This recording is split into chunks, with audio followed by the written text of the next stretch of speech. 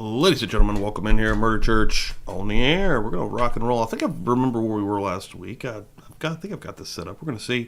We're still looking at Vance Latham Jr., second part of one of the teen co-conspirators' testimony, who supplied the car and the gun for the killing of Pamela's husband. We're going to keep rocking and rolling. Come on in. Take a pew. Let's go. Share out.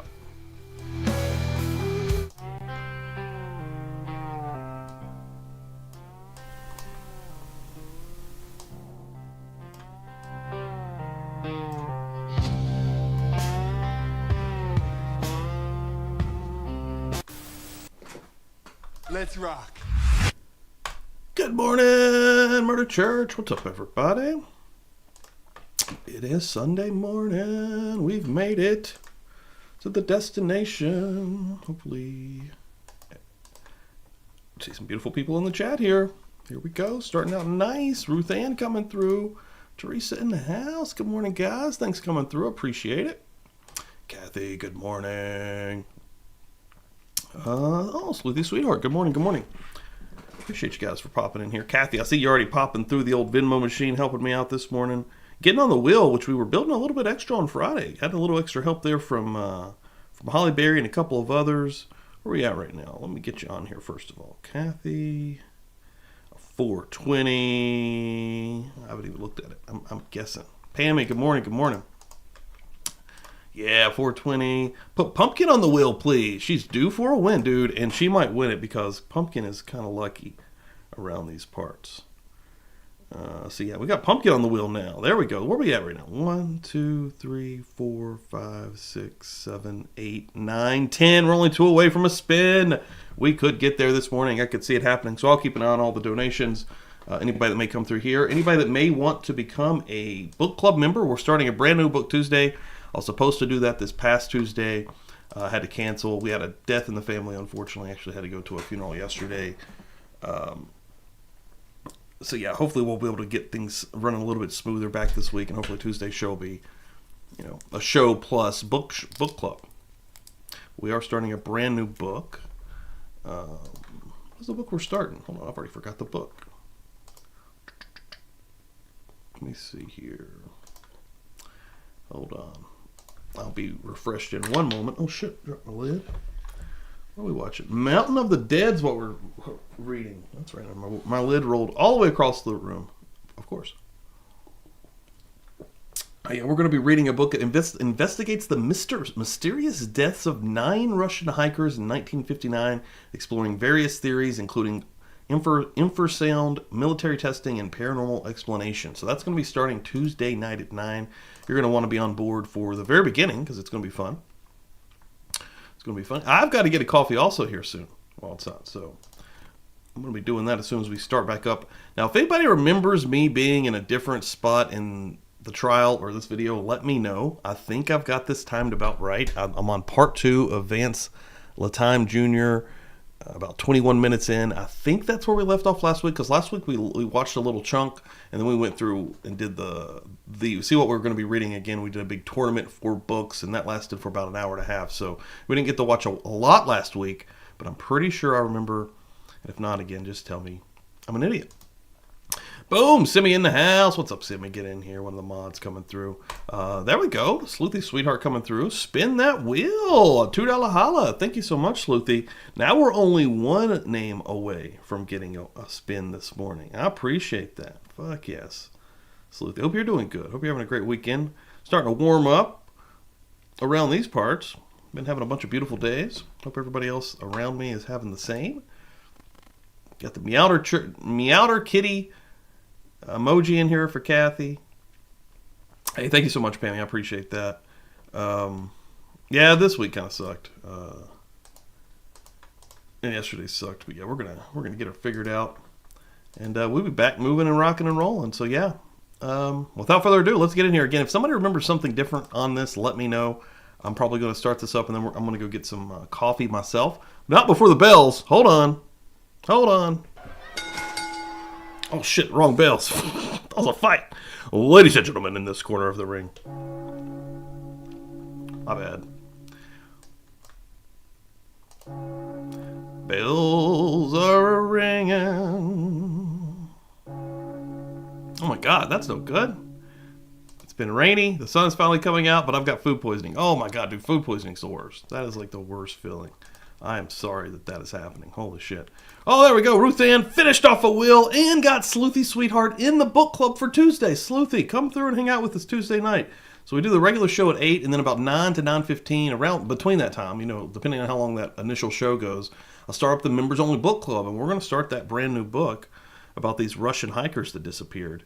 And you have been gifted the ability to join us by Ruth Ann. Thank you, Ruth Ann. That gets you on the will, and that finishes up our will for the last will. We're going to spin that today. And Ruth Ann's been in here for 9 months. She's been hanging and banging with us for 9 freaking months. I love that so much.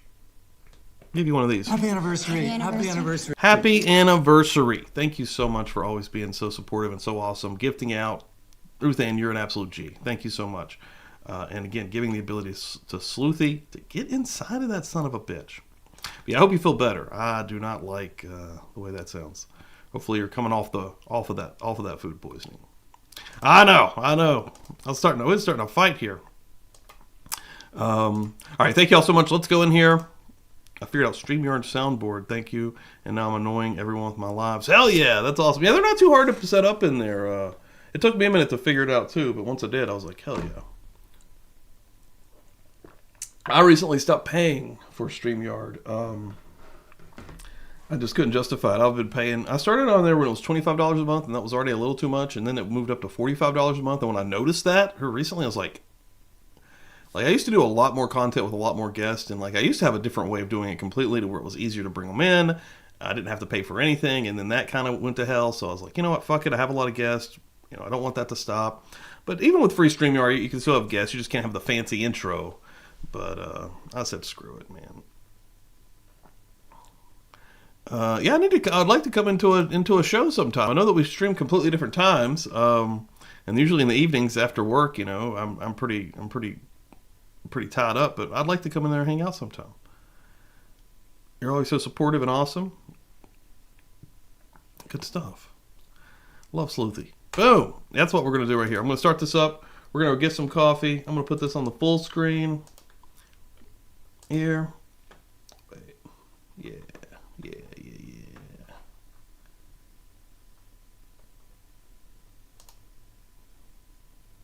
Does it have subs? It does have subs. Well, I'm going to leave it like that. I think this is where we're at, 2137-ish on here. Again, if someone notices something different, let me know. Or remember something. Because I didn't go digging.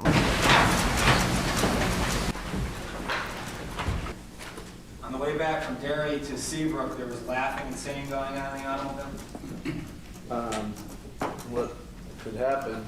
Was there laughing and singing going on? Then you can answer the question. Colleen, welcome in.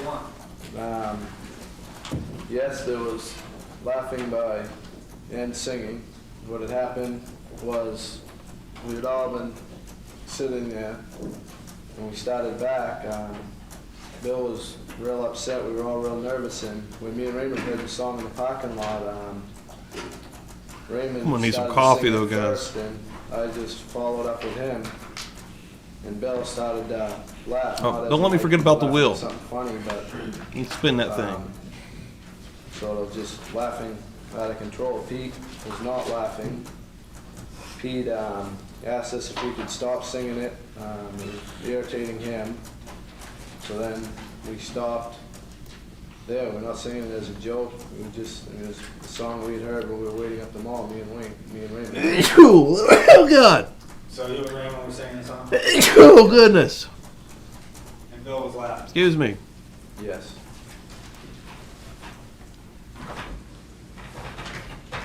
Last week there was some talk about the day, May 1, when you got the firearm from your father's top drawer. Remember that? Yes. And when you pull the firearm from the top drawer, where do you place it? I walk out and place it in the kitchen table. And the purpose for that is what? So Bill and Pete can pick it up and take it out the house. Well, you knew Bill picked it up, right? No, You didn't know that? no, You're positive of that? positive. When did you finally find out that Bill picked it up? I don't know who picked it up. You don't know? Objection, Your Honor. It's been asked and answered 14 times. Been asked and answered. Did you find out the Derry, New Hampshire? Objection, Your Honor. It's asked and All right, I'm getting a coffee. I'm listening. I'll be back, guys.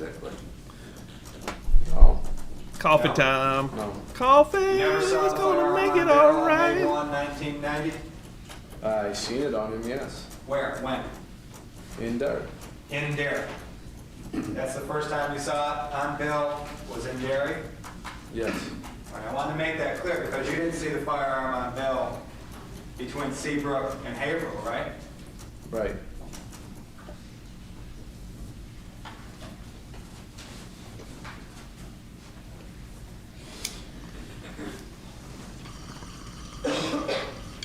Did you watch Bill get any ammunition to put in that particular firearm? No. Did you direct him as to where the ammunition would be? He knew. And how would he know? Can you tell the jury? He was there when it was bought and where it was put. He knew where it was bought, he knew where it was put, Yes. and this would have been out where, in your trailer? All right, bear back. Camper in my yard, yes. Out in the camper. Did you watch Bill go out to the camper to get ammunition for the firearm? No. Did you see anybody go out to get the ammunition for the firearm?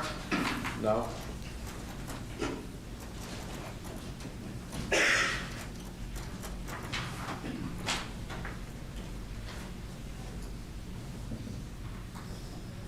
After Greg is killed, you go to school on May 2nd, 1990, right? Yes. And at some point in time, you're called into the guidance office? Into a small room in the office area, yes. And who calls you in there? Miss Kinsman. And what does she tell you? She tells us that Greg has been killed. Does she tell you how he was killed? No. Well, did she tell you when it happened? Yes. She had said that he had died of a head injury, but not how or what had killed him. Okay. A head injury? Yes. And this is when you act shocked? Yeah, we act shocked. I mean, Bill, next morning, was still a little bit upset. We were both still a little bit upset, but we acted shocked as into finding out this news Finding out what news? that Greg had been killed. Well, you knew that, right? Yes. Okay, so that was his faking. The shock part, yes. And you said something about Cecilia. How did she react?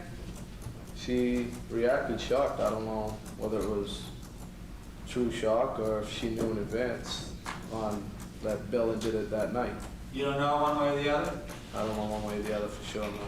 What did you observe? What was she doing? She was saying like, oh my God, and asked, you know, how it had happened. Is Pam doing all right? Okay.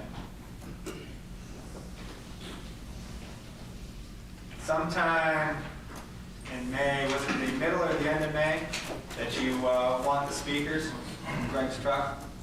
Probably about the middle. The middle? Do you know a lot about stereo equipment, dude? Yes. I mean, do you consider yourself kind of, I don't know, a connoisseur or something, of stereo equipment? Yes.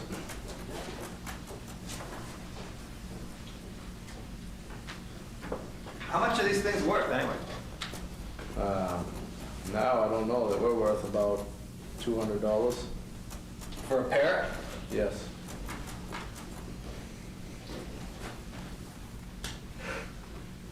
Why'd you give Pam a bargain on this then? Why'd you make them worth $250? Pay off the bill. Because I didn't really care much about the money itself. You didn't care about the money itself? Right. That had nothing to do with anything you did, right? Right. Why don't you tell the jury why you drove Bill and Pete to Derry, New Hampshire on May 1, 1990? I had, like I said, didn't believe they were going to do it, and then wanted part of the stereo equipment out of the house. You didn't believe they were going to kill anybody on May 1, 1990, right? Right. This is after 20-plus planning sessions, right? Right. This is after a ride from Hampton to Haverhill to pick up your grandmother's car, right? Right. This is after driving back to Seabrook, right? Yes. This is after going over last-minute plans, correct? Yes. And then driving to Derry, right? Yes. And having discussions on how and when to pick up Bill and Pete after they killed Greg. We didn't discuss how to pick them up. We were going to wait right at the mall. Okay, well, that was discussed, right? Well, I didn't know. This is after having dark clothing distributed to Bill and Pete, right? I wasn't there when they distributed it. You knew about it, right? Yes. This is about changing into different footwear, different sneakers, right? Yes. Taping up fingers and putting gloves on the hands, right? Yes.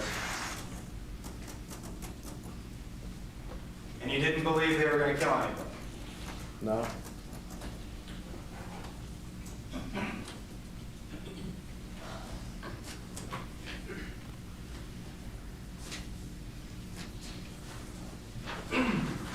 Fact of the matter is that Bill felt like killing yet again after Greg's death, right? Objection. No.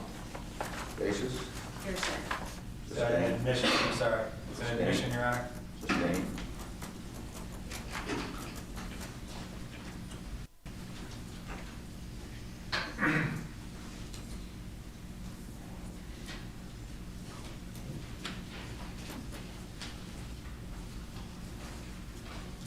What was your relationship with Raymond Fowler like prior to him going to the police? We weren't getting along that good. You weren't getting along very well? Right. And what was the basis for this disagreement that you had? He had messed around with my girlfriend when I wasn't around one weekend.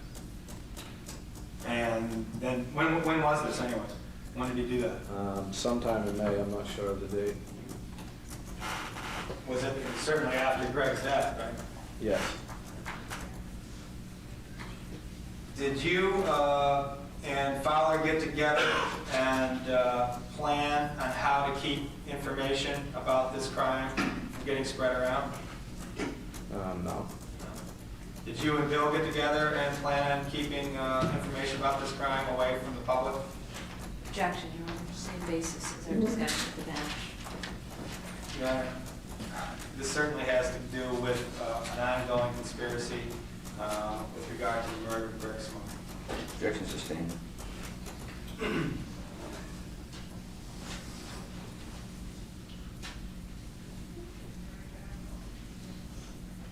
What information did you have with regard to the motivation?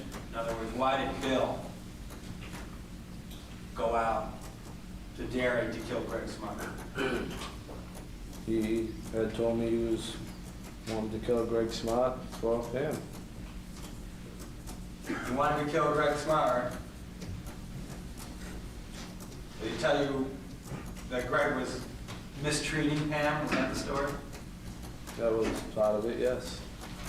Well, it had to do with beatings. He had told me that, yes. Did he tell you, this being Bill, that he had seen bruises himself? I believe so, yes. Did he tell you when he saw these bruises? No. Do you recall when you had this conversation with Bill? Exact date, no. Wasn't it always Bill's intention from the very beginning, when he first met Pam, to somehow or another end up with Pam? He had said that, yes. I mean, from the very, we're talking the fall of 1989, right? Yes. September, I think, of 1989. Whenever the first Project Self-Esteem meeting was. He was already back then talking about how he was in love, right? Yes. How he wanted Pam more than anything in the world, right? Yes. And he talked to you, and he talked to Pete, and he talked to all his friends about this quite a bit. Back in the fall, he had just mentioned it really the first meeting, and then gradually it picked up. He never, when he first seen it, he didn't talk about it constantly, no. Well, when did he start talking about it constantly? As he seen her more and more, and got to know her better and better. Okay. He's talking constantly around February of 1990?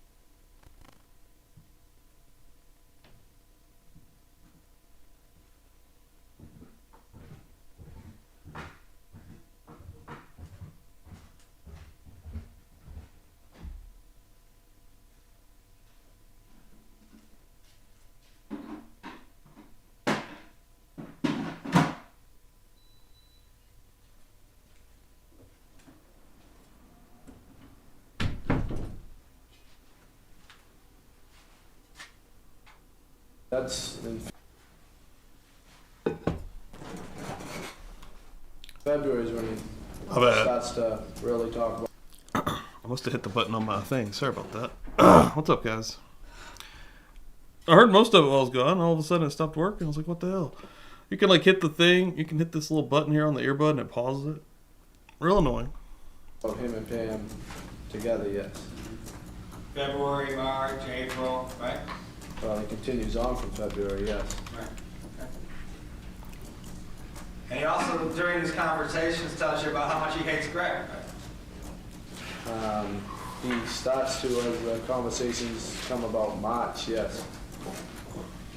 And these would have been conversations that you were present for. In fact, you were engaging in these conversations with him, right? Yes. You yourself were saying, come on, Bill, relax, but don't go so nuts about this, right? Yes.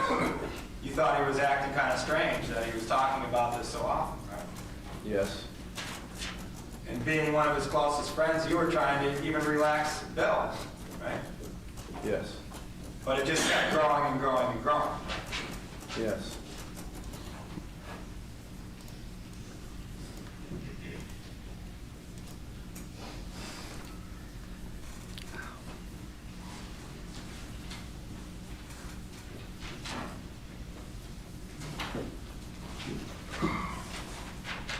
Hurting today.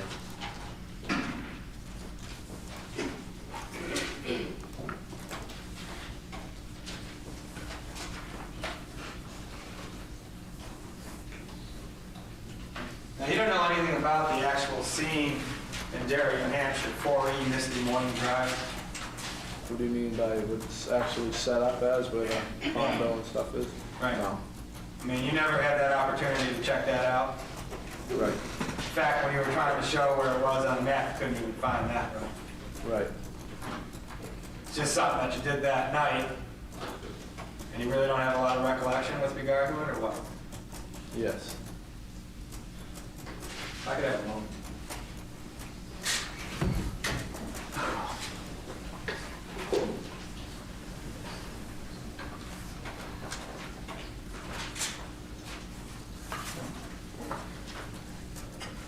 I got coffee though. That's important. Trying to wake up. We've only got a couple other areas to discuss with you, all right? One of them has to do with your ride to YDC. Remember going to YDC? 86. ADC? Who was in the car with you? We were in the back of the van, me, Pete, and Bill. This would have been right after your arrest? Well, we were arraigned in Hampton, then went from Hampton to Derry Police Station, then from Derry to ADC. And you were laughing on that ride too, right? On that ride? Yeah. Yes. And that would have been you, Pete, and Bill? Yes. This is after getting arraigned for a first-degree murder? Yes. And it's a first-degree murder then, but it's a second-degree murder now, right? Accomplice to second-degree murder? Yes. And that's because you made a deal with the prosecution? Yes. Now, the reason you made a deal with the prosecution is because you didn't want to be subjected to an accomplice to first-degree murder charge, right? No. Tell the jury why you made the deal. When it come up to the time where I decided to plead guilty to second, there was a switch I'm gonna get that will going so I don't forget. in my case, and the evidence that was up against me then, I didn't feel I had much of a chance at trial anymore. So you didn't want to go to trial on first-degree murder? Yes. But you would have gone to trial on first-degree murder and risked your life in jail if your buddies didn't plead, right? Yes. That's how close you are to Pete and Bill. Yes. That you would risk every waking moment of your future in a prison for your two friends. Yes. And you discussed this with Pete and Bill, right? Pleading guilty to second? Not pleading at all, first of all. Not testifying against your buddies, right? Yes. And you all had this worked out way back, right? No. Well, when did you work it out? I first talked to Pete about it sometime between January 4th and the 18th after Bill had been moved. Because we had thought Bill was gonna make a deal without us. So me and Pete had talked, and then we decided, well, Bill wouldn't do that, and it was left at that. And then it was not brought up again until I had been moved to Rockingham. Well, let's go back a few months, okay? Let's go back to when you were arrested back in June. Did you have discussions about pleading guilty back then? No, And why was that? because we were gonna go to trial. We didn't wanna testify against each other, and we didn't wanna plead guilty. Okay, and that was June of 1990, right? Yes, Okay. And that was because you guys talked about it, right? because we talked about, what? Not pleading guilty and going to trial, Yes, and not wanting to testify against each other. yes, Okay. That holds true in July, right? yes, In August, right? yes, September, yes, October, yes, November, yes, December. yes. And you're talking to each other in December a lot, right? Where we just get the court order released in, on the 24th, Christmas Eve, and we started talking, yes. Yeah, and you're talking about all for one and one for all, basically, right? No, we weren't really talking about the case at all. You were talking about hanging together, weren't you? We had been talking about sticking together, but not, taking it to trial and stuff on that basis, no. You were talking about not pleading against each other, not testifying against each other, right? No, You didn't discuss that. no. fact of the matter is, you had a meeting set up with your lawyers and Pete's lawyers, right? And I said that was in January, not December, after Bill had left. You had a meeting, right? Yes, All right. And that had to do with whether to plea or not to plea. yes, And that had to do with not wanting to testify against each other, too, right? yes, And you were concerned about Pete having to do a first-degree murder, right? yes, And you were willing to cut deals with the state as long as you knew Bill was coming along with it? What do you mean by I was willing to cut deals as long as I knew Bill was coming along? Well, you don't mind this particular plea agreement as long as you don't have to testify against Bill, right? Right, And you don't mind that particular plea agreement as long as you don't have to testify against Pete, right? right, And you were happy that Bill got it. Bill's the buddy. no, You think he should go to trial for first-degree murder? I think we all should have, You all should have? yes. Okay. Why don't you tell the jury why you accepted a deal? Oh, and just in case anybody hasn't seen, you know, this will today is going to be for a bunch of goodies, and oh, it's upside down on my hat right now, but this publicly buzz pin are brand new, going to be going out. Everybody on that will has an opportunity to get one of these guys. Going to be getting sent to you. These sweet Murder Church pins with the new logo, boom, or the new design, redo design. Boom, boom, boom. It's going to be coming with some other goodies. I'm super excited about these. I got a fucking bag full of these things. Second-degree murder. Like I said before, there was a turn where it ended up, my evidence in my case was switched within a weekend, and I decided to follow. Pete had signed to an agreement, and I decided to follow along with him and Bill. Just to follow along with the pack? Well, I decided to side with them, yes. But you'd much rather go to trial for first-degree murder? At that time in January, yes. How about right now? Now, I wouldn't.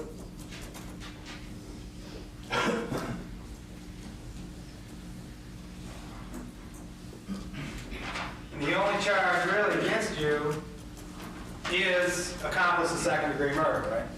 Yes, Even though you conspired with Bill and Pete to kill, yes, and even though you went through all that planning, and even though, you know, you've been honest with the state, you've told them about other crimes? no,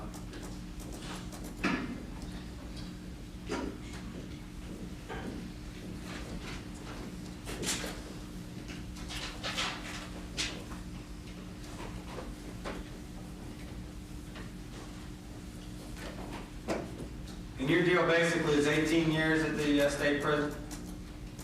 in the long run, yes, after the 12 deferred, and that's what the recommendation would be. And then sentence reduction hearings, right? Them come up, that's not part of the deal. No. Every 2 years you can come in and ask for a reduction in your sentence? Yes, And that was explained to you? by my attorney, yes, And that's important to you, right? yes, Is that another reason why you entered into this particular plea agreement? no. That had nothing to do with it? In this particular plea agreement here, no. So the reason you enter into this thing basically is because you and your buddies are going to stick together? That overall would be the main reason, yes.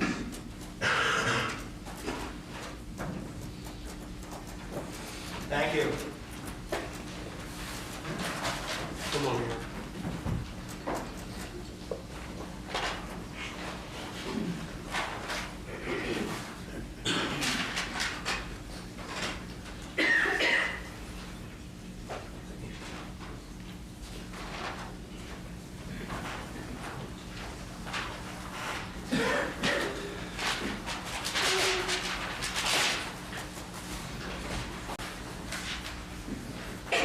Let's start backwards and talk about the subject we just left off with the defense attorney. What's the maximum that you could serve on the agreement that you entered into with the state of New Hampshire? Life. And what is the deferral mean? It means that after I'm released, you have to go back to the prison 1 year from when I'm released, and if I have any charges, any problems, then I'm sent back to prison for 12 years, What's the minimum actually on that deal? 18 years. Okay, whose control over it is it whether you get out 18 or 30? The judges. Always try to keep some new stuff coming through. That question that Mr. Sisti asked you. The question was, have you been honest with the state and told them everything about your crimes? I want to break it down into the two parts. Have you been honest with the state of New Hampshire? Yes. Have you told them about all your crimes? No. And you said that over a week. Dude, the way time ages, folks, is so weird. Like, I can't like, it's so strange to me. I think he's like 20-ish year. I don't know, like 19, 20. He's still very fucking young. But yes, I agree. When Weird. you were considering entering into an agreement with the state, that evidence switched. What did you mean by that? I meant Pete had thought me and Bill were behind him on pleading guilty to second into the agreement, and he had signed into it and told the state what he had known. So instead of leaving him, what he had told, he wouldn't have testified against me and Bill. So we followed him. We figured he had hurt himself or hurt us if he had to testify against us. If you had entered into an agreement with the state of New Hampshire like you did, what's your obligation with regard to testifying about Pete, against Pete, Bill, or anybody else who's charged with the homicide of Gregory Smart? We have to testify against him. And what's your understanding of the agreements that Pete and Bill entered into with regard to that? Same as we have to testify against anybody. When that switch happened that weekend, and you thought Pete had entered into an agreement, what would the effect of that agreement and his testimony been on the strength of your case? It would greatly reduce the strength of my case. The meeting that you had in January that you spoke about with Mr. Randall's attorneys and Mr. Randall, what was discussed, if anything? Dude, that's the trippiest thing, honestly. Like, that's the trippiest shit ever. It's like watching Seinfeld and realizing they're younger than I am now, dude. When I watch, like, anything like that, wrestling or something, I'll start looking at their age. I'm like, huh. Yeah, because, like, it's fucked. Nothing cool about it. About the actual substance, the facts of the case, if anything? Nothing.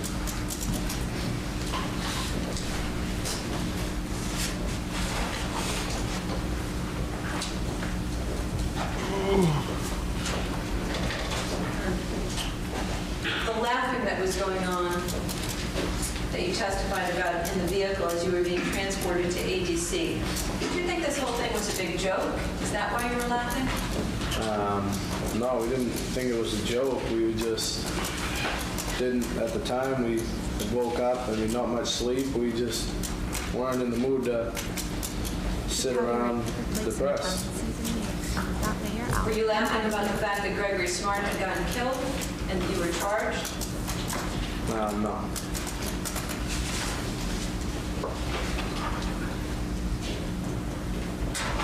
Let's talk about ADC for a moment. What were the rules at ADC, setting aside the court order, regarding talk amongst the people who live there, the juveniles that live there? There was to be no communication through any juvenile at the facility without a staff present. If you had to ask to go to the bathroom, there was no talking in the bathroom. There was always staff in the rooms that you were kept in, level 1 room, level 2 room, which are the 2 rooms. At the tables, there was staff, so you always had to have staff present for any communication. And what was the court order? The court order stated that we were supposed to be kept separated, but at this facility they couldn't do that, so what they did is said no communication whatsoever, including hand gestures, sitting near the person, verbal communication, none. Well, when you were in the same room with either Pete or Bill, where were you located? In the level 1 room, they had couches on both sides. We had to sit at least 2 people between us, or on one side or the other. In the level 2 room, it was set up different. We wanted to be at one end of the room at all times, the other at the other end, unless there was a staff present between them, like both of us were watching TV.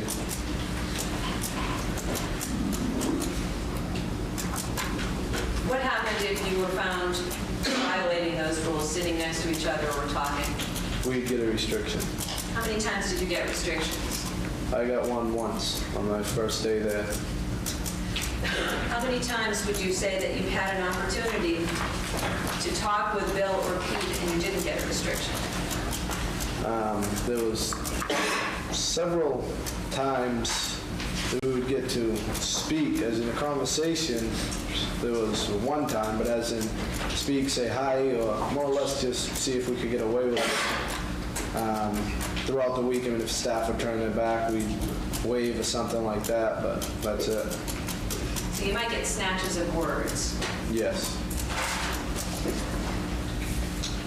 In December, after that court order was lifted, how many times were you able to have a conversation with Pete and Bill before Bill was moved to Brentwood? We had quite a few conversations, but we were held different from the rest of the juveniles there. We had to have a staff within like so many feet of us for us to even talk, because they still consider us high security. How many conversations did you have about the case? After the court orders, we moved none.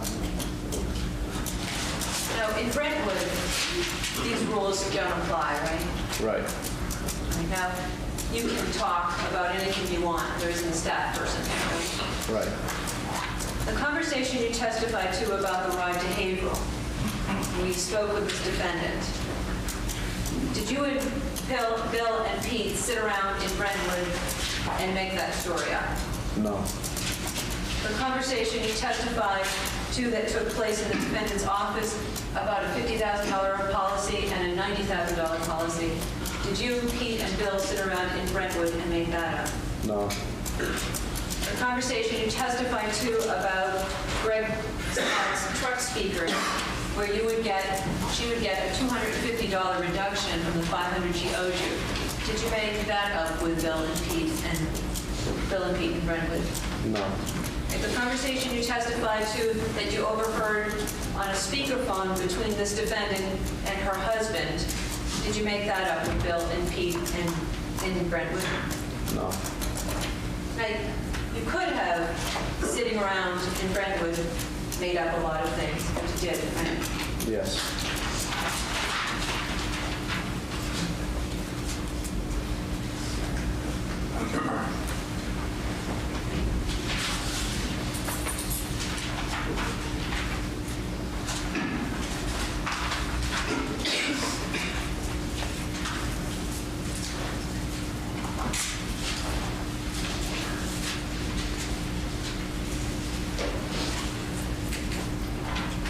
What's the deal with all these questions?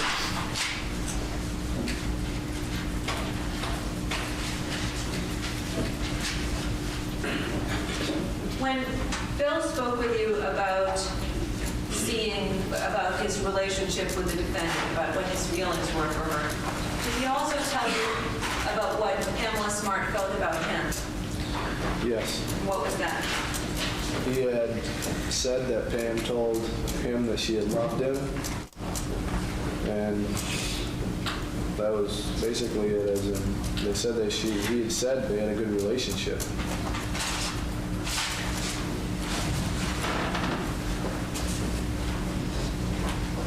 Have you and Bill and Pete ever gotten together and gotten your stories straight to testify at this trial? No. Now, you knew that Bill and Pete said something different about the bullets than you remember, right? Yes. And you could have changed your story if you wanted to, right? Yes. And you didn't. Right.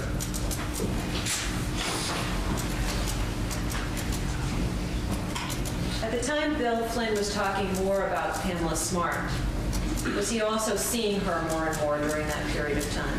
Yes. How do you know?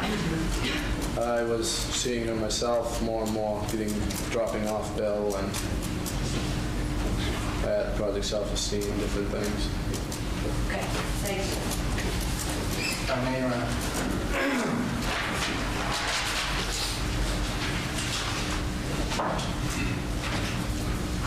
page 616. 618. Vance, can you tell me what that is? You could just have a moment, Mr. Sister. I still think that guy looks like Phil Collins.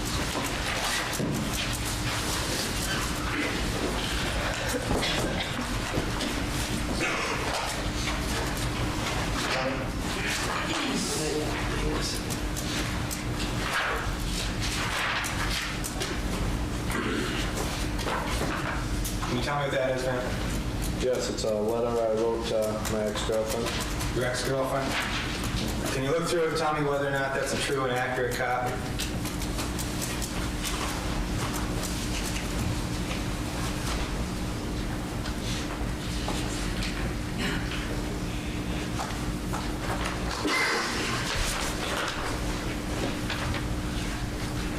I would say yes. I mean, I wouldn't remember word for word if it was. Looks okay to you? We'll stipulate that it's a copy. All right. Your Honor, I'd like this marked as a full defense exhibit. I'd object to that, Your Honor. Basis of the objection. The use of this letter was to reference a particular line that related to Mr. Latimy's testimony on direct. It was for impeachment, and the remainder of that has no relationship and should not go before the jury. Your Honor, We will stipulate to the line that was read to Mr. Latimy in his cross-examination. Trying to mark it for ID at the moment.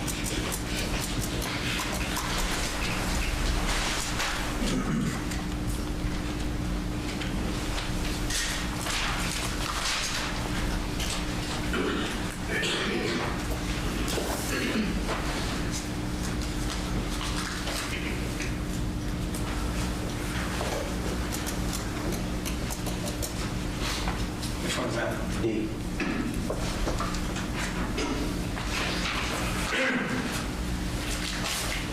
From defendants, D for identification. You make it abundantly clear with regard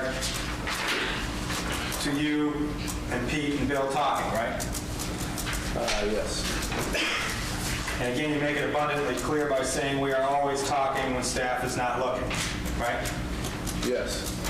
And this would have been at the ADC in Concord, Yes. as early as July of 1990. Yes.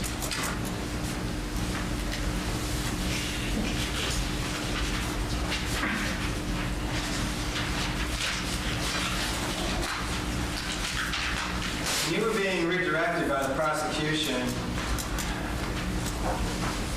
You'd agree with me that one of the questions had to do with the actual capability, the actual opportunity for you, Pete, and Bill to make up a story in the environment where you are being housed right now.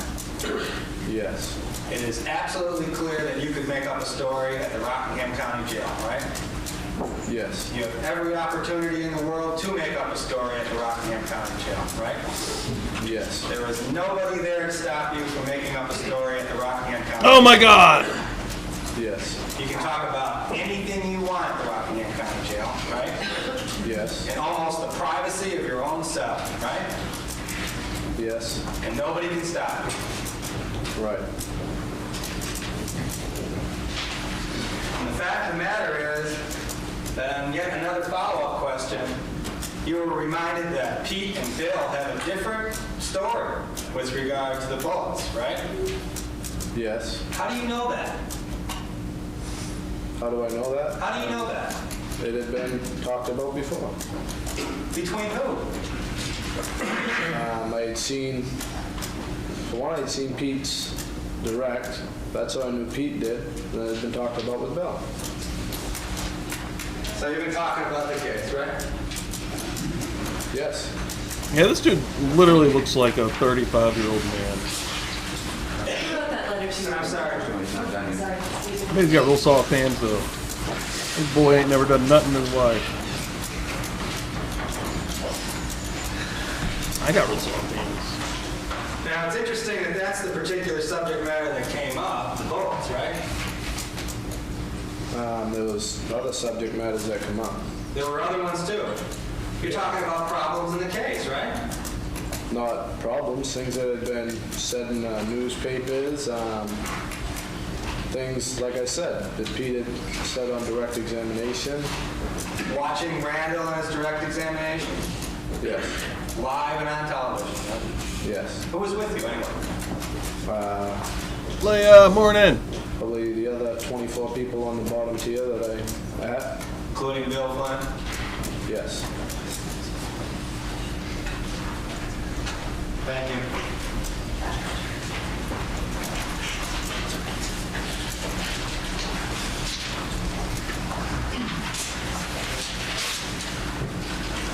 Oh yeah.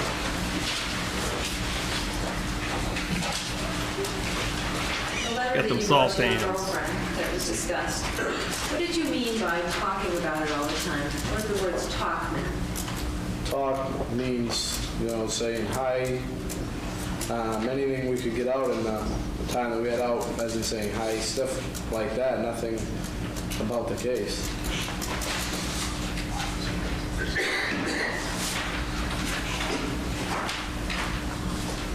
Anything else, or not? We move to strike the ID on that particular exhibit. State's objection stands. I'll take it under advisement. Thank you. You may step down, sir.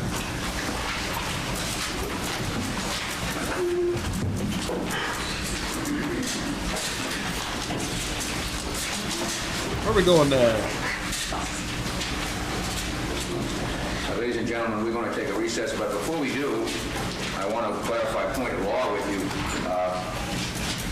You may recall some testimony regarding petitioning the court every 2 years for a reduction in sentence. That is never part of any cooperation agreement by a defendant and the state. That is granted to every prisoner at state's prison by state statute. They can apply 2 years after the commencement of their sentence, any prisoner, for a suspension of their sentence, and they may do so not more frequently than once every 2 years thereafter. So every 2 years, anyone in state's prison may apply for a sentence reduction. That's a matter of state statute passed by our legislature. I'm sorry, Your Honor, can we approach before the jury? All right. Get into a little bit of this. Looks like we got multiple witnesses in the next hour 14. We'll see how much we get through here. Karen Knight, Lane Flynn, George Moses, Janet Dardia, Flynn family landlord Karen Knight, and Billy Flynn's mother, Lane Flynn, take the stand. High school student George Moses and Janet Dardia testify. And so we get here. Go ahead. In a nice clear voice, would you please state your name and spell your last name for the benefit of the stenographer? Karen E. Knight, K-N-I. No closed captioning.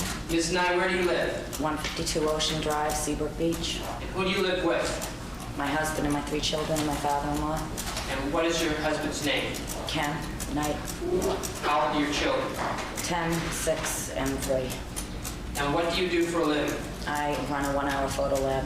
And who do you run it with? My husband. That's your husband, Kenny? Do you know Bill Flynn? Yes, I do. How do you know Bill Flynn? They rent the downstairs apartment from us. When you say the downstairs apartment, who lives down there? Bill Flynn, his mother, and his 2 brothers. And what's his mother's name? Elaine Flynn. And what's your relationship with Elaine Flynn? We're friends.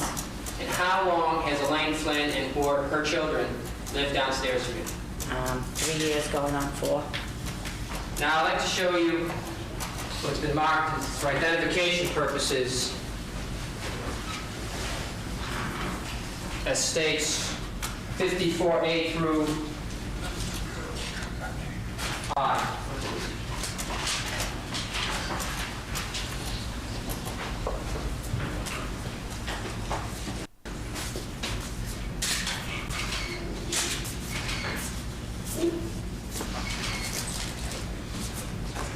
Just to clarify the record, They appear to be 54.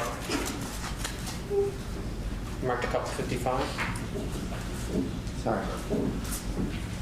Let me do it again.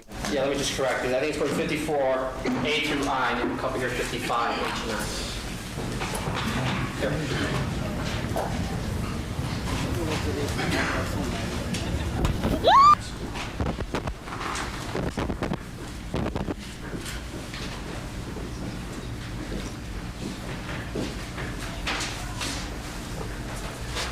I've never been to a place where I gotta cover my food up like that. State's exhibit for identification, 54, A through I. Can you look through those and tell me if you recognize these?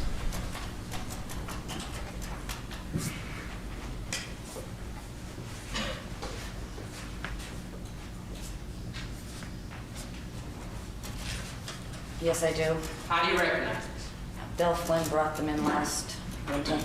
When you say Bill Flynn brought them in last winter, what did he bring into you? He brought an undeveloped disc negative and a roll of 35 millimeter film. Can you explain what an undeveloped disc negative is and an undeveloped roll of 35 millimeter film? It's an undeveloped, it hasn't been processed yet, it hasn't been printed. And what did you do with that disc? I processed the disc, and then I printed it. Now, after printing it, what did you do?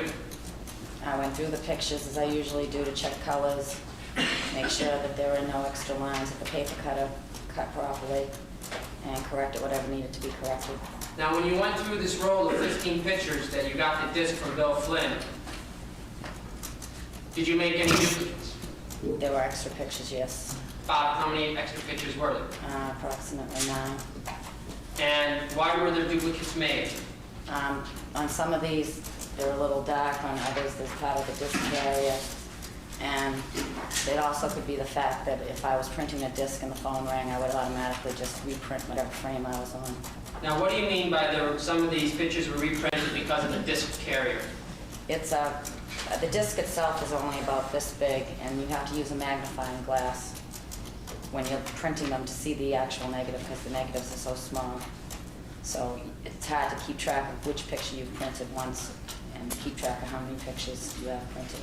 Does the disc carrier sometimes end up on the photograph? Yes. And what is it on these pictures which would be from the disc carrier, which shouldn't have been there? The pink lines on the side. Now, after you had made corrections, what did you then do? I put them in the envelope along with the negative and gave them to Bill and his friends when they came back. Now, this all happened in one day? Yes. Now, what did you do with the duplicates? Most of my corrections stay on the back of the machine until the end of the day, and then I usually throw them in the trash. What did you do on this particular day? After looking through them, I look through all of them all the time to see what corrections I've made and what mistakes I've made in printing. So when I saw these, I decided to bring them home to show Elaine. Now, let's just back up a little bit. All this printing you're doing, is that on a machine? Mm-hmm. Typical machine you see in a photograph store or photo store, and you operate it, is that it? And how long had you been operating the machine for back in the winter of 1990? Approximately 5 months. Now, when you saw these pictures, the duplicates you had made, why did you bring them to Elaine Flynn? Because Billy was only 15 at the time, and I thought they were very seductive poses. And what did you do with them when you brought them to Elaine Flynn? Tell us how that happened. She came upstairs, and I told her I had something to show her. So I showed her the pictures, and she left to go back downstairs, and I threw the pictures in a drawer. Now, when was this conversation with Elaine, do you recall? I believe it was mid-February. Of 1990? Yes. Is there anything on those bad photographs which would indicate a month of development? On the back print, there should be the date. Could you check and see if there's anything on those photographs? There is. It appears to be February 90. And why did you throw them in the drawer after you showed them to Elaine Flynn? Just no reason. I just threw them in the drawer. I didn't know whether she'd want them to confront Billy or not. I just kept them. Did you ever see these photographs again? Not until after Billy was arrested. And what made you see the photographs at that time? I thought to myself that I might still have the pictures, so I went looking for them. And what did you do when you went looking for them? When I found them, I gave them to Elaine. And when you originally processed this disc, how many photos were there? 15. And were all 15 photos essentially the same thing?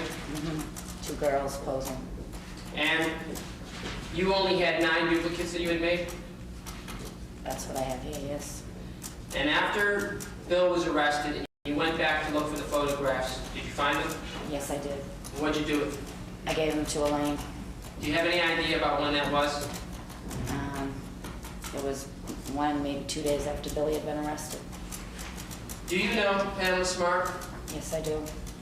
How do you know her? Seeing her pick up Billy from the house. And how was it that you would see her pick up Billy at your house? My kitchen window overlooks the parking area for Billy's part of the house. Did you plan around the courtroom she's here? There. And can you tell us what she's wearing? Purple dress. Now, how often would you see Pamela Smart come up and pick Billy when you were living there? Quite often. And what time of day was it when you normally saw him? In the afternoon, like about 3-ish, 4-ish, after school. And what time period was this going on? Do you recall? All through the winter into the spring months. Do you know what type of car the defendant was driving at that time? It's a small Honda, I believe a Honda hatchback.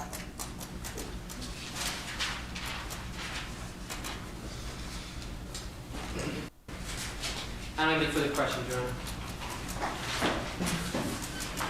And as I understand it, Billy Flynn brought those pictures into you, correct? Bill, JR, and Pete.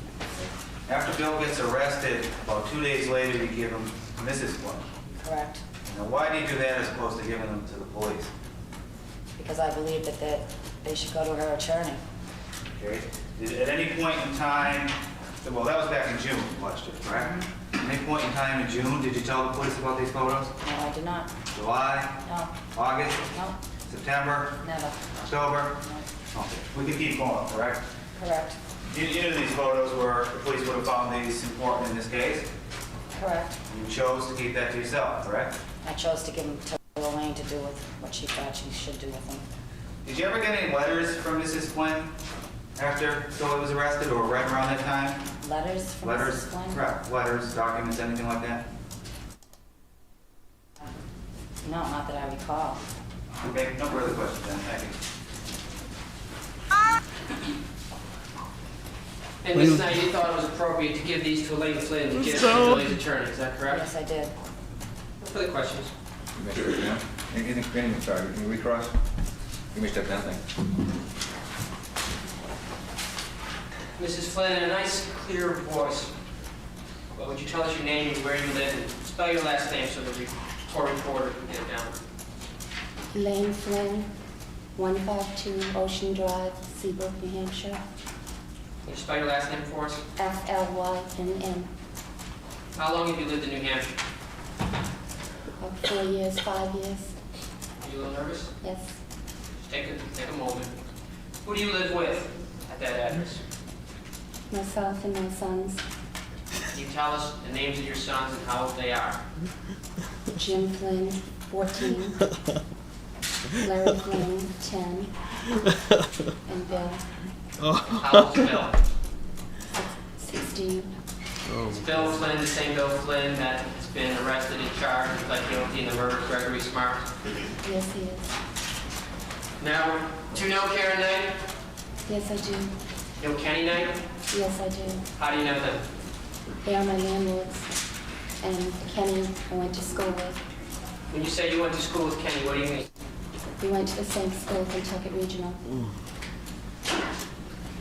I'd like to show you what's been marked State's Exhibit for ID 54A. Is this chick's name? Okay, they're just talking about through him. I. And ask if you recognize these. Yes, I do. What do you recognize these to be? Pictures that Karen Knight showed me. Do you recall when Karen Knight showed you these photographs? I believe it was sometime in February, And where was it that Karen Knight showed you these photographs? upstairs in her home, in her kitchen. And do you know what time of day it was when he showed you these photographs? I believe it was the afternoon.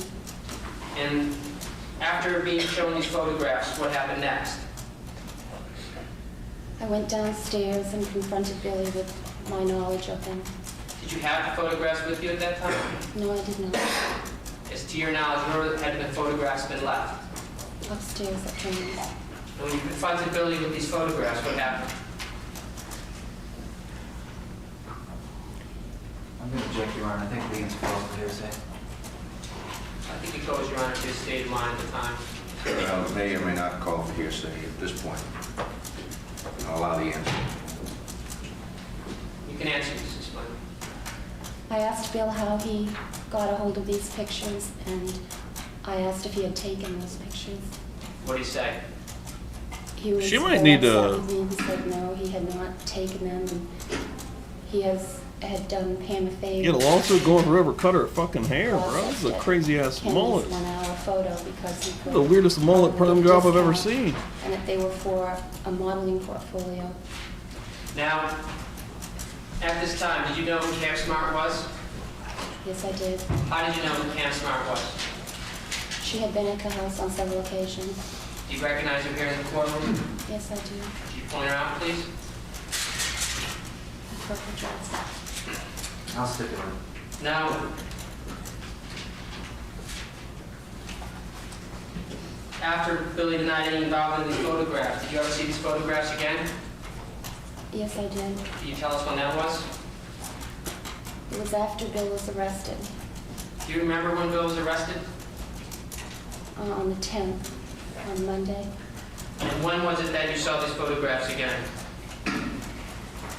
Up at Karen's home again. And how did they come into your possession? Karen remembered that she may have stashed them, and they still have them in the house.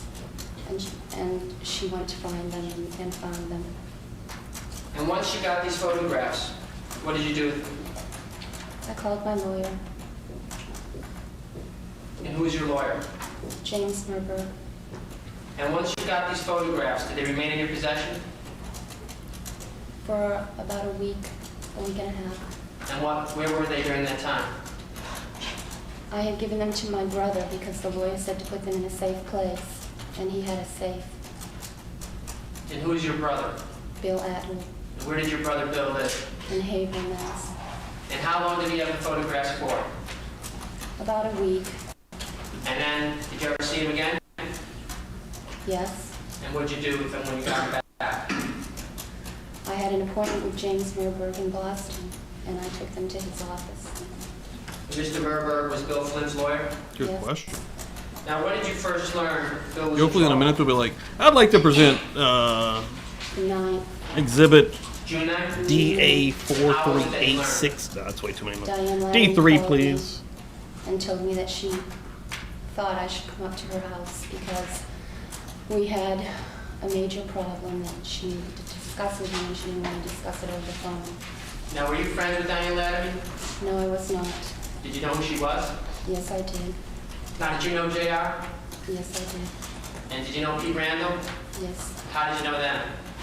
They were friends of Bill's, and they were at the house off and on. What about Raymond Fowler? I did not know him. And Ralph Welch? I knew him. Had Ralph ever been to your house? Yes, he had.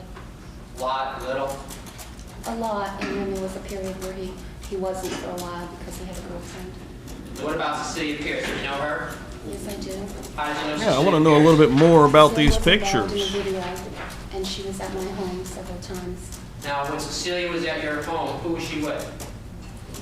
She was with Billy and Pam. On one occasion, she was with Tracy, I believe, a friend of Pam's, and Rachel, another See- girl from school. I'm sorry, I missed the last part of your answer. I didn't know you were still talking. Rachel, another girl from school, Cecilia Pierce ever in your home with Al and Pam?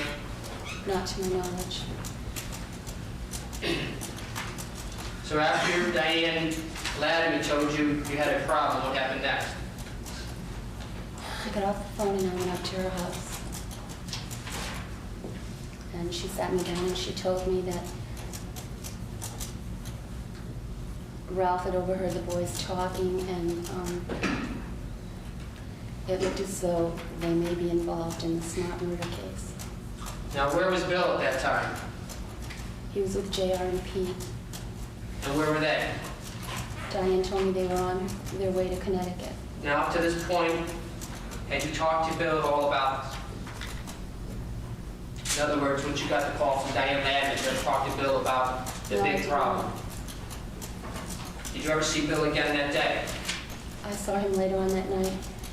Where did you see him later on that night? He was dropped off at home. And about what time of night was that? I can't recall exactly. I think it was Excuse 7 me. or 8. Which way is it? Okay, why don't you repeat that answer for us and tell us I when you can't saw recall Billy again. Let me just finish the question. When you saw Billy again that night? I can't recall the exact time, but I believe it was dark out. And what happened when you saw Billy again that night? I heard them drive up and I went outside and met him and told him I wanted him to come upstairs with me to talk to Kenny. And why did you want him to talk to Kenny? Because Bill and I weren't very close. He did not confide in me. And I thought, not having a father, maybe he could talk to Ken. And where was Bill's father? He died. How long ago? 5 years ago. Now and before? Okay. Before taking him up to Kenny, did you have any conversation with Bill? No. Now after you talked to Kenny, what happened next? Kenny called a lawyer, James Murberg, for us. And after talking, who talked to the lawyer, do you know? Kenny, Did you speak to the lawyer at all? not at that time. Do you know how long Bill talked to Kenny for? An hour. Then what happened? James Murberg recommended, based on the facts that Kenny gave him, that I take Billy out of town somewhere until he saw what was going to happen. And where did Bill go that night? He went to my brother's. That's your brother Bill? Yes. Atwood, who you mentioned before? Yes. Now before Bill went to your brother's house, what else happened that night? Diane had told me that there was a search warrant and they may be coming to search our homes. I remember telling Bill if there was anything that looked bad to go and get it and get rid of it. What do you mean by looked bad? Well, at this point, I didn't know what was going on. I didn't know if he was involved or being set up to look like he was involved or what. I just said anything that looks bad. I didn't have anything in my mind specifically. So what happened? Billy went down into his room and did that. Did you see at all what Billy had done in his room? No, I saw a bag and I saw a shoebox with a lot of notes in it. And what did you do with that stuff? It was thrown away. Do you know how it got thrown away? I can't recall who specifically threw it away, but it was put in the trash. Are you sure it was put in the trash? Yes. Now, did you go through Billy's room at that time with Billy, or is it something he did himself? Something he did himself. And how long did it have for him to do that? How long did it take? Right. Not very long. And after Billy had gone through his room and gathered up the stuff, what happened next? I took him to my brother's. And how did you get to your brother's? Kenny's car. Why did you take Kenny's car? I think at the time we thought we might be followed. By who? I don't recall. You afraid of being? We were in a panic Why were you in a panic? because this was all mind-boggling. Were you worried about being arrested? No. Billy being arrested? Yes. So you took Kenny's car to Haverhill. How long did it take Do you know what the word accomplice you to get there? means? It takes about 20 minutes. And you dropped Billy off then? Yes. And what did you do? I came home. And when did you see Billy again next? The next day in the afternoon, I went to get him In Haverhill? in Haverhill. And what happened after that? On the way home, I dropped him off at JR's house. And what happened at JR's? Well, let me rephrase that. What did you then do? I believe I went home. Now, when you were in the car with Bill, did you have any discussions about what was going on and what happened? No, Did you try to talk to Bill about it? I don't believe I did. Why not? Again, because Bill and I weren't very close, because I didn't know how to deal with this, and I suppose I didn't want to deal with it at the time. I didn't want to know. So after you dropped him off JR's house, what happened after that? He called me later and asked if he could go to the movies with the two boys. What did you say? I believe I said yes, if the other parents were in agreement. What happened after that? I got a call from Diane Latimer later on saying that the police had been to her house with arrest warrants, and that she had gone down to the movies to get the boys, and they were now at the police station, and that I might need to go down there. And did you? Yes, I did. And has your son Bill been incarcerated ever since? Yes, he has. Now, after Bill was arrested and incarcerated, did you ever have occasion to go in his room again? Yes, I did. And what was the purpose of that? To see if I could find anything to link him with this, or anything that would give me answers. Anything that would give you any what? Answers. What answers were you looking for? How we could get involved in something like this. When did you go back into his room? How could you? The morning Do after he it. was arrested. And who did you go in his room with? My brother. What did you do once you were in his room? We opened up the speakers. We looked in all kinds of places that we felt if somebody was hiding something, they would put things. Looked in books. We looked in discs.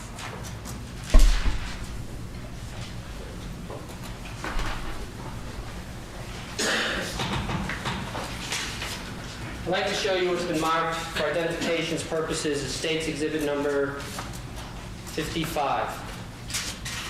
Did you take a good look at that?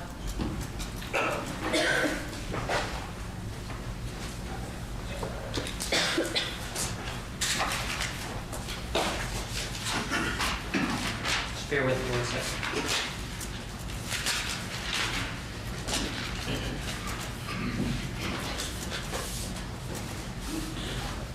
Do you recognize that? Yes, I do. What do you recognize that to be?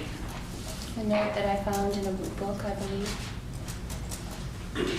And how did you find that note? I was turning books upside down and flipping the pages. Now, is that note in your son's handwriting? No, it is not. And what did you do with that note once you found it? The levels of manipulation here are crazy. See, so was the teacher only fucking one kid, or was she fucking all the kids? I think she was only fucking one kid. If someone wants to correct me on that, let me know. So we have her fucking the one kid, while said kid that's being manipulated, or a part of this, however you want to look at it, is definitely being manipulated by sex, though, by an older lady, is getting his friends, he's manipulating them into helping him. Like, there's so many different levels here, and this mom is just, I'm not sure if trying to help him hide evidence was a good idea. That's definitely insane. You could kind of see that from a parenting standpoint, I think, and just a family member standpoint at the same time. Like, oh my God, what has he gotten into, yada yada, whatever. But fuck. I believe I called my lawyer and told him I had found a note. And what happened to that note? I brought it to my lawyer in Boston. Do you know when that was? It was a couple of weeks afterwards when I had my first appointment with him. Now, besides finding that note that you found in Bill's room, and where do you think you found this note? I think I found it inside a book or a notebook. And what kind of book was it? Do you remember? No, I do not. And besides finding this note, did you find anything else in the room at that time?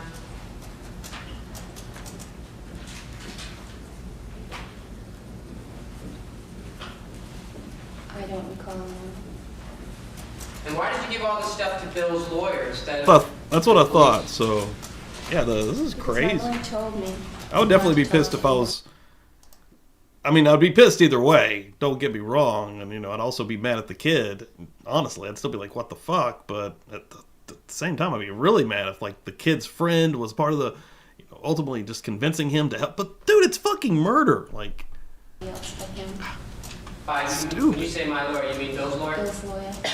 So you it's hard to gave- rationalize any of it because it's silly.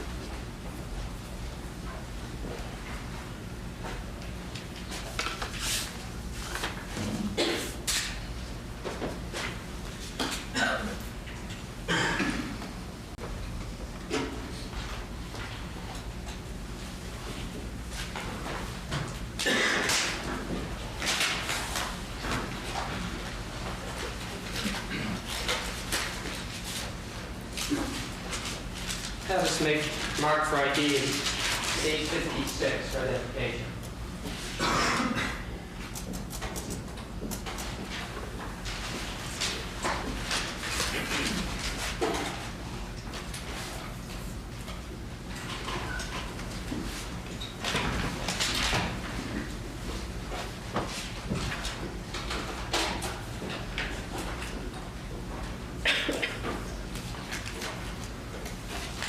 Yeah. I'd like you to take a look at what's been marked as states number 56 for identification and ask if you recognize that.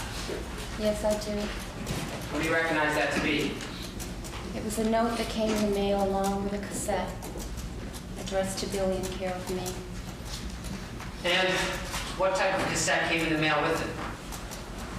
It was just a regular cassette that you record on. And did you ever listen to that cassette? My brother listened to it.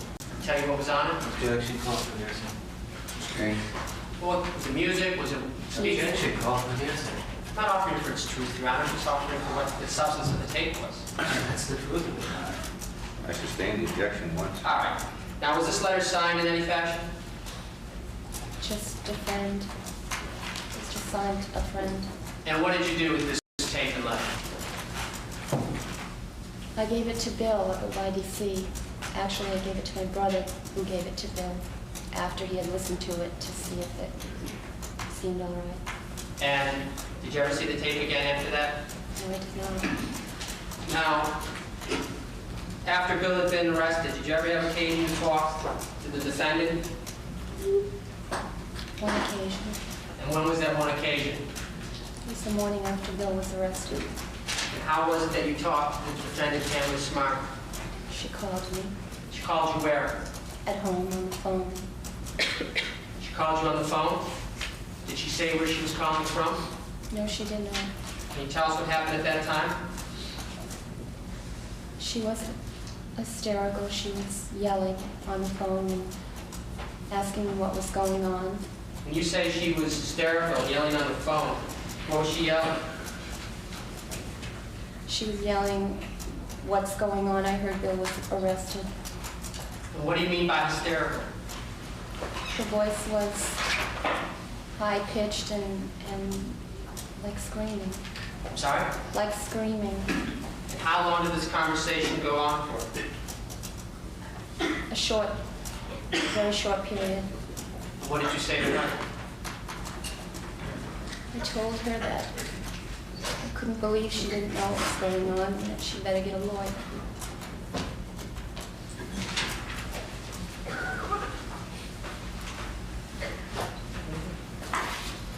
I don't have any questions.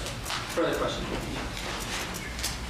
Morning. Just have a few things to go over with you. When you first saw those pictures in front of the bill, what he told you was that those were pictures from modeling portfolio. Is that correct? That they were for a modeling portfolio. Now, this attorney Merberg, he still represents your son, is that correct? Yes, he does. He told you, when you called him that night, to get, number one, to get Bill out of town. Is that correct? Yes. Okay, that was so that the police wouldn't be able to question him or anything like that. Objection was for your, I don't believe she stated that. Did he say why? To see if I don't this, think she talked to him, I think we haven't established that, Your Honor. Why don't we let her answer, see if she did talk? Okay. I didn't talk to him personally, Kenny did, Kenny? but it was to see if this would blow over, if it was just, Now, the pictures in themselves, who told you that you should take them from wherever they were and put them in a safe place?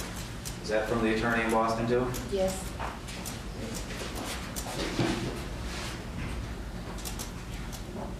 And the same man, I take it, the son's present attorney told you not to talk to the police, don't talk to anyone but him? correct.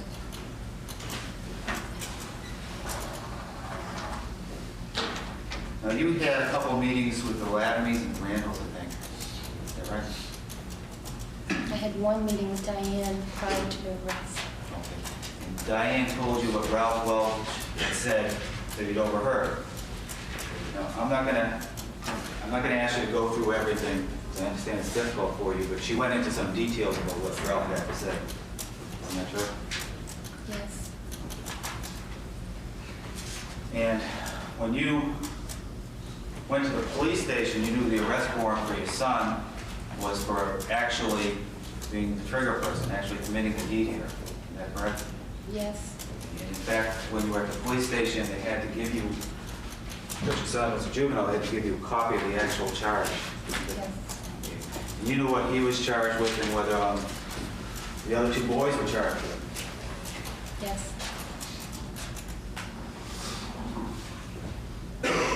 No. So you had that information. Do you recall the date that was, ma'am? June 10th, we were in the police station in the evening. Okay. So on June 10th, you had the information that your son was the one accused of actually committing the act, killing Gritzman. Yes, Now, what was the date that Pamela called you that you just told us about? morning after that, the 11th. The 11th. Now, on the 11th, when Pam called you, wasn't the first thing she asked for, did she ask for Bill originally?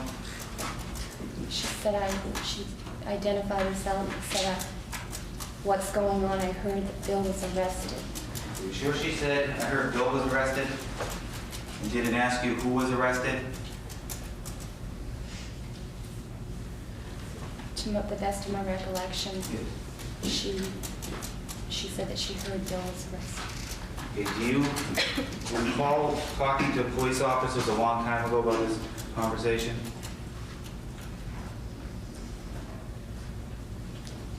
I can't recall. No. Okay. If you can't recall, then you wouldn't know whether or not you told them originally that she wanted to know who had been arrested and had asked for Bill originally. If you don't recall it, I don't want to put words in your mouth. I don't recall. Would you agree with me that your memory of the conversation way back then, right after it happened, would have been a little better than today? Right after it happened? Right. Yes.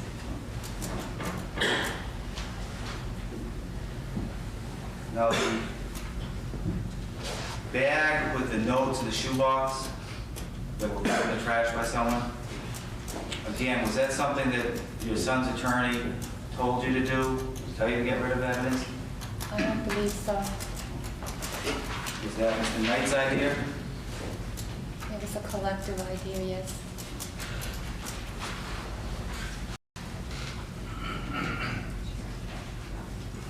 You understand that, that you're not supposed to do that? At the time, I didn't understand. I wasn't thinking. No, I understand that and I appreciate that. But you do understand now that that's not Yes. something you're supposed to do. You discussed this with the Knights prior to doing it, correct? Did I discuss what? With the Knights prior to throwing away that evidence, destroying it. You discussed that with the Knights. I don't think it was a discussion. It was just a statement made. Okay, and it was a collective, I think you just told me that it was a collective decision. Everybody agreed. Okay, everybody agreed that that's what you should do. Just 1 minute.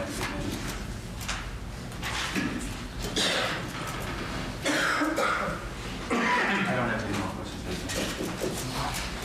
Was it your purpose to try and protect your son at that time, Ms. Flynn?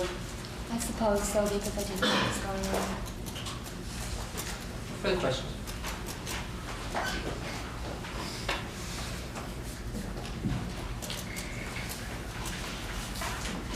Nothing further, ma'am. Thank you. You step down, thank you. Would you state your name and spell your last name? George, M-O-S-E. Before we go into George, let's spin the wheel. Let's give away some goodies. It's like I said, I've got some stickers. I need to see what all I've got in total. But I've got some stickers and these new sweet pins, guys. Right here, it's on my hat. You can pin these into whatever you want to. A board, a jacket, a shirt, a hat. Everybody came through this last wheel. Thank you all so much. I appreciate any kind of help that you guys bring through Publicly Buzzed. Thank you all so much. Kathy, Gambies, Just a Crazy Jen, Tiff Knox, Kathy coming through again. Jen, I think it's Just a Crazy Jen again. Gabby, Chris Stewart got put on there by Holly Berry. Holly Berry came through again over on Kick Friday. Pumpkin, who again is Kathy. Good luck, Pumpkin. Sleuthy Sweetheart, and then Ruth. And thank you all so much for all the support. Good luck. Good luck. Oh, the first pin's going out to Gambies. Who is a G around these parts? Gambies has always been a heavy supporter. And Gambies is going to get the first pin mailed out. So that's pretty cool. Hell yeah. Love it. Love it. Love it. Again, thank you everyone for the support that's ever come through here. Just being awesome. Amazing. Amazing. The coolest people right here in the Buzz Nation. I'll say that every freaking time. We're a small but mighty community of really cool people. We do a lot of cool things around here. I'm going to put Gambies right here. Again, keep your eye on everything this week. Hopefully I'll be back to a little bit of a more normal schedule. Last week was kind of got messed up again. Had a death in the family and had to go to a funeral yesterday, sadly, but hopefully I can get everything back in order. But let me get Gambies on here for some stuff, including the new MC pin. Boom. I got a lot of those, so in the future we'll be giving out some more of those. But congratulations, Gambies. Gambies is the best, man. Love me some Gambies. All right, let's keep rolling here for just a little bit, guys. We'll go into at least noon here on the East Coast. Yes. What was this guy's name? This is Lane Flynn takes the stand. I believe this is Lane Flynn. Where do you live, George? Oh, this is George. Never mind. This is George Moses, a high school student, I guess a friend. So yeah, this is George Moses. A young person named George Moses. Billerica, Mass. What's your street address? Pond Street, 167. How long have you lived in Billerica? Since July. And who do you live with there? My aunt and uncle, What are their names? Bob and Georgette Mensa. Bob and Georgette Mensa. All right. Is Bob's correct name Robert? Yeah. Prior to living with the Mensas, who did you live with? Where'd you live? I lived in Hampton, Who'd you New live Hampshire, with? with my stepmother, Mary Ann Moses, and my father, Joseph Moses. How long did you live with Mary Ann Moses in Hampton, would you say? A pretty bow. I'm just About a year, approximately. I'm a girl next door type.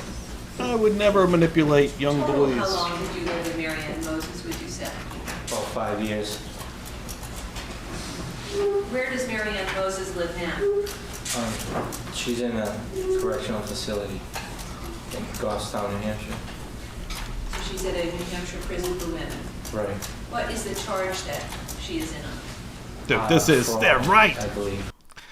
Dude, if we get Kramer up here. When you lived with Ms. Moses, where did you go to school? Winnicott, How long did you go to Winnicott High School? for a full school year. Was that the last school year, so the 1989-90 year? Yes. How often, when did Mary Ann Moses go to prison? The summer of 1990? 1990, last summer. How often have you visited your stepmother while she was in prison, would you say, since then she arrived in the summer? About 2 to 3 times. How often have you spoken with her on the telephone, would you say? 3 or 4 times. Do you know the defendant? Yes. How do you know her? I seen her at school once or twice. And what school did you see her in? Winnicott, the school that I went to. What's the defendant's name? Giddy up. Giddy up. Pamela Smart. Did you see her in the courtroom? Yeah. You just pointed her out for us. That lady with the purple dress. Thank you. That was awkward When as you hell. saw the defendant at Winnicott High School, did you ever have a conversation with her? The whore in the purple dress. I fixed it for you. No. Have you ever spoken with her? Yes.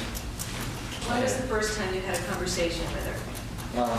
I went to visit my mom one time, and she was at the prison, and I talked with her for about 5 minutes. So you went to visit Mary Ann Moses at the prison and you saw the defendant there. Right. Where did this conversation take place?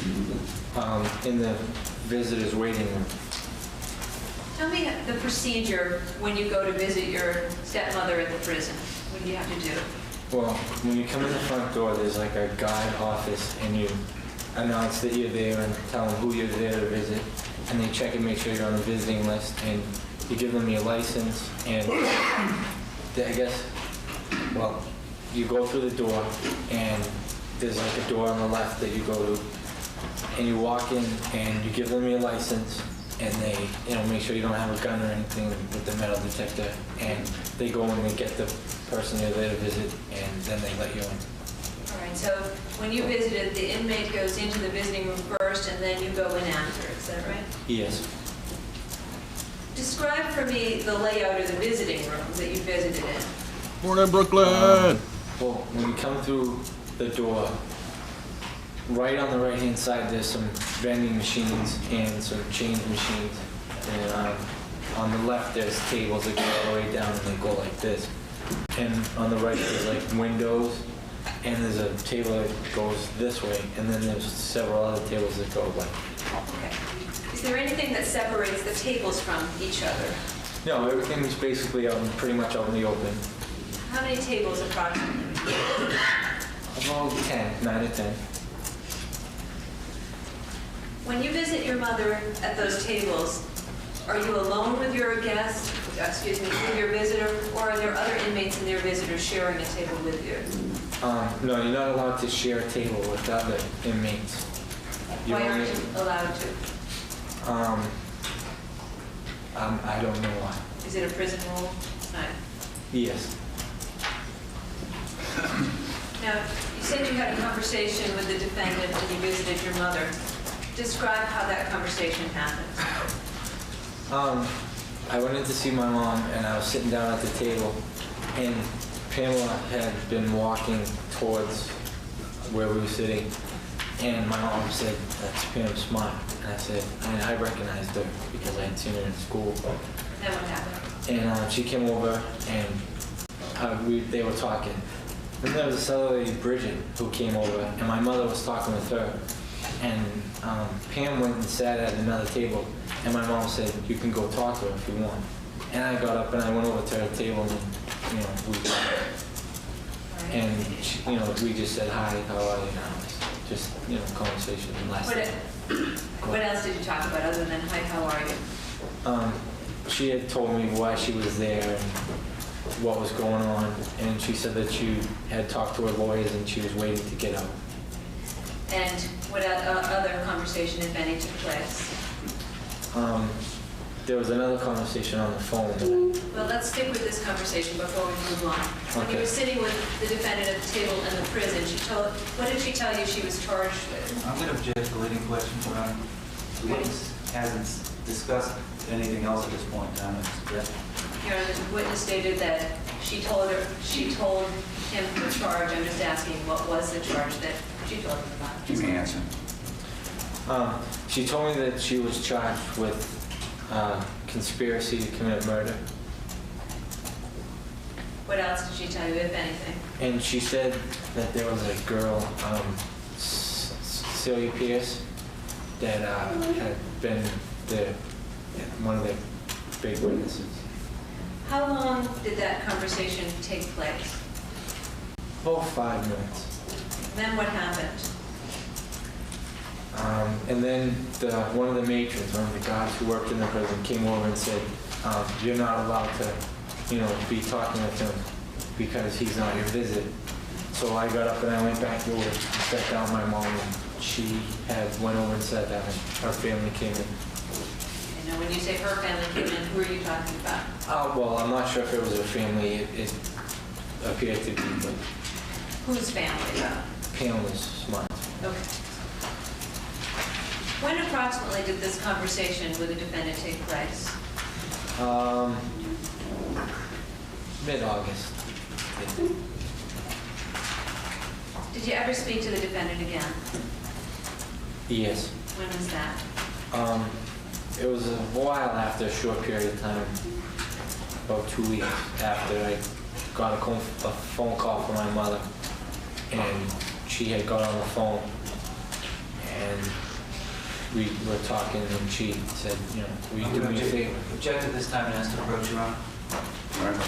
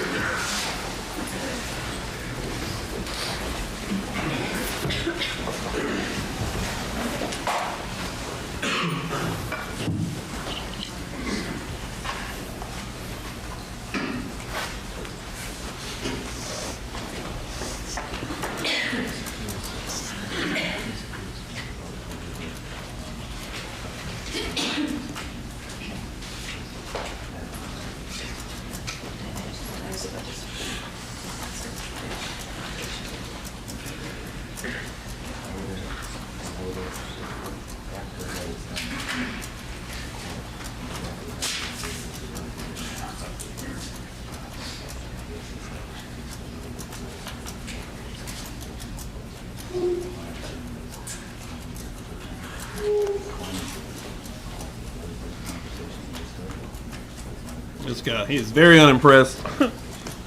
Very unimpressed with the situation at hand.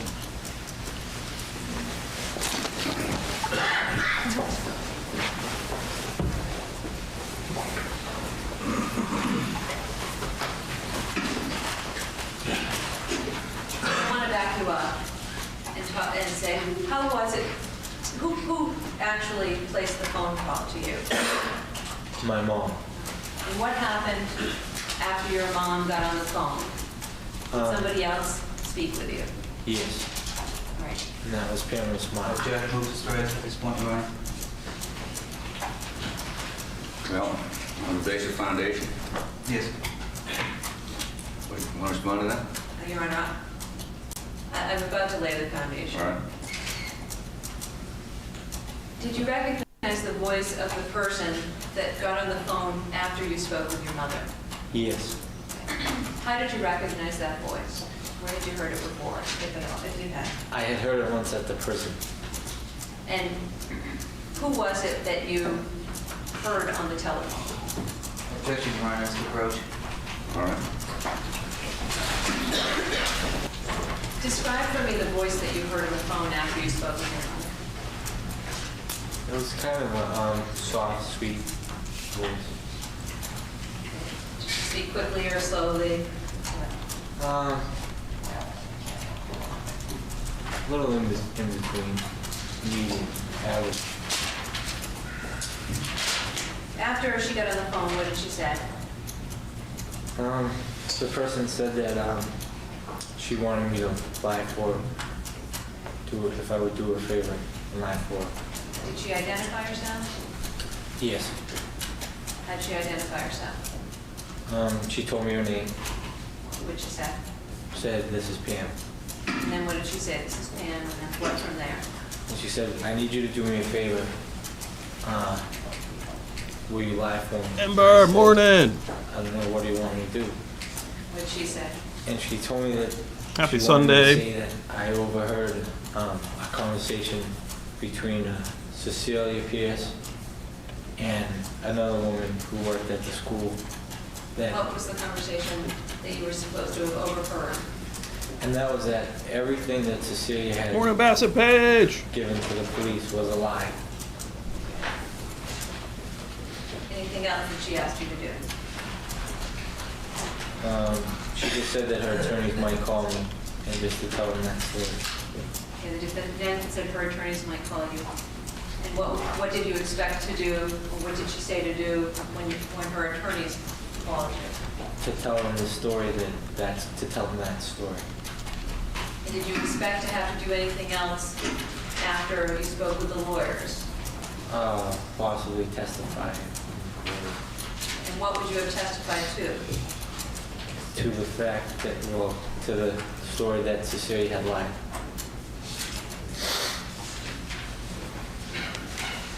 Did the defendant tell you why she wanted you to lie for her?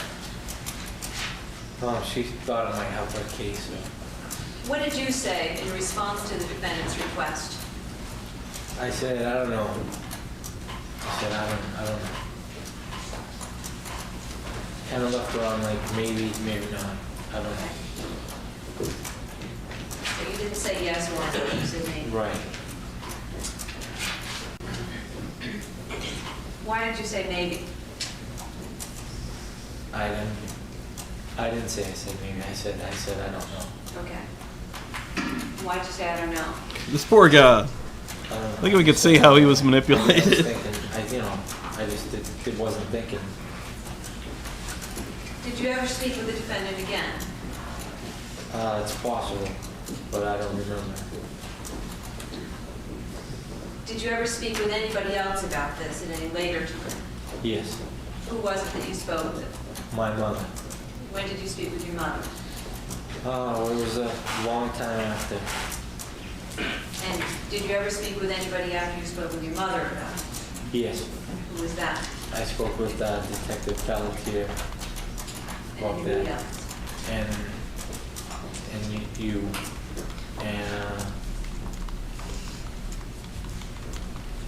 Can't recall that person. I can't recall the last person's name. Okay. When you spoke with your mother, what did she say? She told me to tell the truth. Okay. What else did she say? She said, don't lie about anything. Some people are going to call you and ask you about it, and just tell them what happened. How close to the time, between the time you spoke with Detective Pelletier, did you speak with your mother? How close was it? How close in time was it? It was a short period of time, no more than a couple of days. When your mother calls you from the prison, how was the call received? Collect.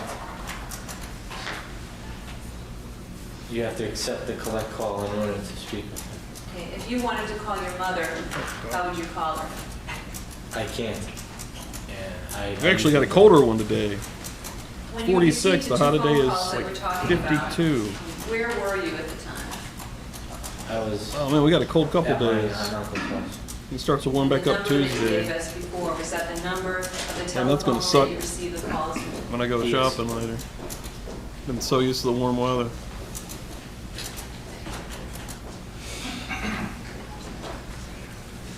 What was the number at the residence that you were at when you received these phone calls? 671-9522. 671-9522. What is the area code? 508.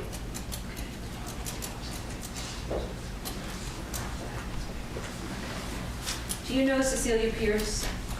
No, I couldn't tell you who she was or what she looked like. George, when you came into the courtroom, you were hiding your face. Why? I don't want my picture in the paper.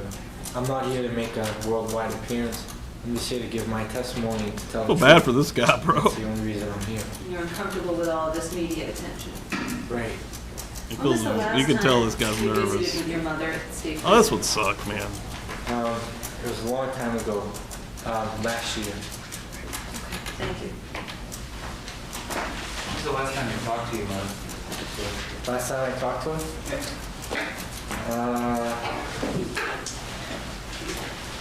It was a while ago. It's a while. Week? Couple weeks? I'm not sure. The prosecutor just asked if you know Cecilia Pierce. You know a fellow named Billy Flynn? Yes, I do. No Vance Latterby? Only by name. No JR? No. Do you recall going on television on the day they were arraigned in district court? One of them was taken down to district court? No. Do you recall ever being interviewed by somebody holding a television camera, those things that you hold your hands up?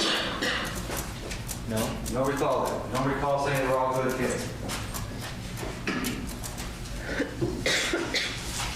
No. Were you at the Salem District Court when those kids had court at any point in time? Hampton, I'm sorry. Hampton District Court. Yeah. Okay. You want to really approach? All right. George, when I direct your attention to the day you were at Hampton District Court, boys or one of them was also there, does that help you remember going on television? I don't ever remember being on television. Do you remember being interviewed by any press people there and being asked what you thought of the kids? Yeah, I talked to one of the guys that was there. Okay. Did you tell the person from the press that they were good kids? I don't remember exactly what I said. I just, he asked me something and I just told him. You know, your mother, the woman that you say told you to tell the truth. Your mother's in there, I think you told the prosecutor for fraud. Is that correct? Yeah. It's not just one count of fraud, correct? I'm not sure. Okay, well, your mother's there because she built the state of New Hampshire for $47,000 in welfare fraud. Isn't that what she did? I'm not sure. You don't know anything about why she's in prison? No, I just know it's fraud. I didn't know that. Do you recall when your family was getting assistance for dependent children? No, I have no idea. You don't know anything if I said something about your mother owning 4 to 7 brand new vehicles? Objection, Your Honor. Really approach. Well, what's the basis of the objection? Your Honor, this boy's testified that he doesn't know the basis of his mother's charges. It's been asked and answered. To go through all of this isn't going to get us any more information before the jury. Cross-examination. Was it easy without approaching? The objection is sustained. Is your mother someone who often told you to tell the truth? Is that the way she raised you? To be honest, yes.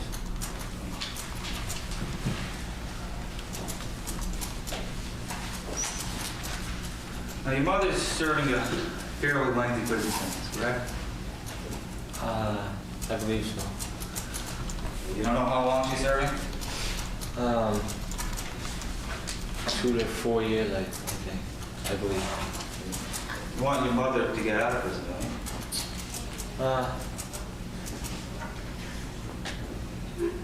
you? Yeah. Your mother wants to get out of prison, doesn't she? Well, I don't know how she feels, but I'm sure she would.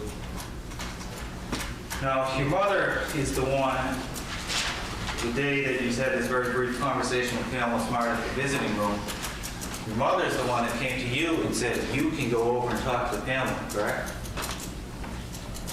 Yes. Pamela Smart didn't come up and say, I'd like to talk to you, did she? No? And your mother was the one that called you when you supposedly had this phone conversation, correct? Yeah?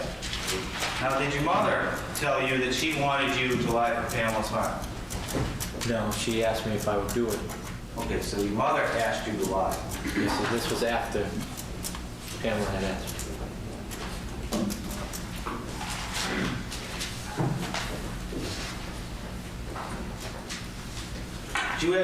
Did you talk this over with your mother, what Pamela supposedly wanted you to do?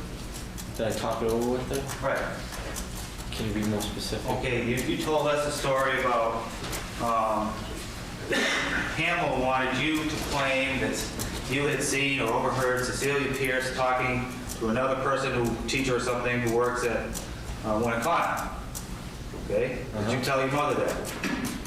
That's what Pamela wanted you to say. No, I never told my mother that. Did Pamela ever tell you to say that you knew Cecilia and Cecilia directly told you that she was lying? She told me to say that I knew Cecilia and I had overheard the conversation saying that Cecilia was lying. Do you think of any reason why your mother would tell a different story and say it was that Cecilia had told you directly? I don't know. I'm not sure why.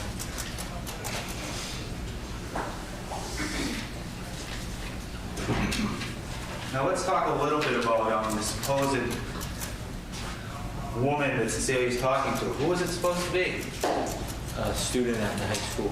Student. You sure it wasn't somebody who was a lady that worked in the school in the AV room? I'm not sure. Do you remember back in November when you talked to Detective Pelletier that that's what you told him then? That supposedly you overheard a conversation between Cecilia Pierce and one of the ladies that works in the school, possibly in the AV room.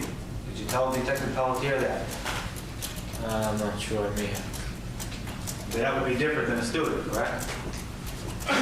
Yes.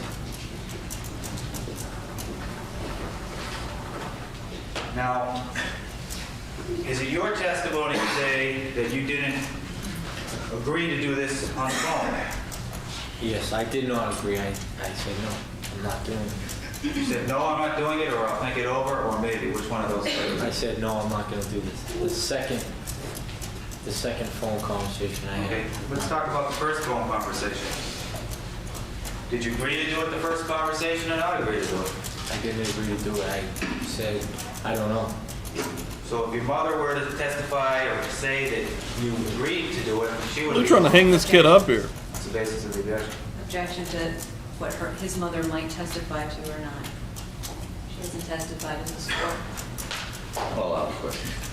If your mother were to say that you agreed on that phone conversation, she would be wrong, you would be right. I'm not sure. You're not sure who would be right? I'm not sure who to say who's right and who's wrong. Well, did this conversation ever take place? The conversation on the phone, did it ever happen? Yes. Okay, then why can't you tell us who's right or who would be wrong about it? I don't remember. I'm getting confused. Can you be clarified or be more specific? Why don't we just move on? Were you getting offered anything to do this? No. They're really trying to hang this guy up. You talked to I don't know about this. This feels weird. minutes, seconds, minutes, whatever, briefly, once in your life, gets on the phone and asks you to jump right in a first-degree murder case, come into court, commit perjury, lie to it, raise your hand and lie, and you say you're going to think it over. You're not getting any money out of it. I never said I would think it over. I said I don't know. Why didn't you just say no? At the time, I didn't know. When I say that to you, when I say that question, a woman you don't know comes in to ask you to get involved in a murder case and to lie, doesn't the word no just rush out? Why should I do this? No. What it is about you that made you have to think this over?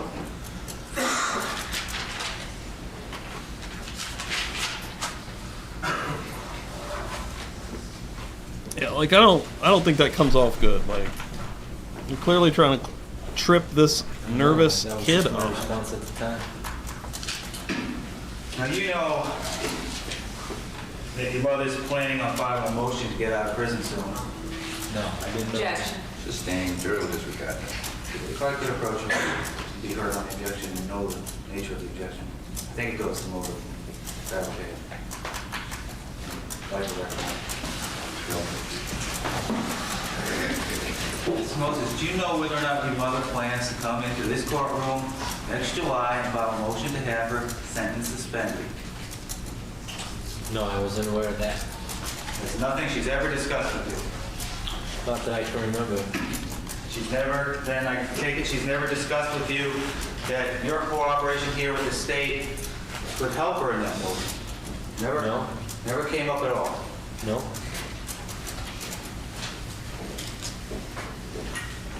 One second, sir.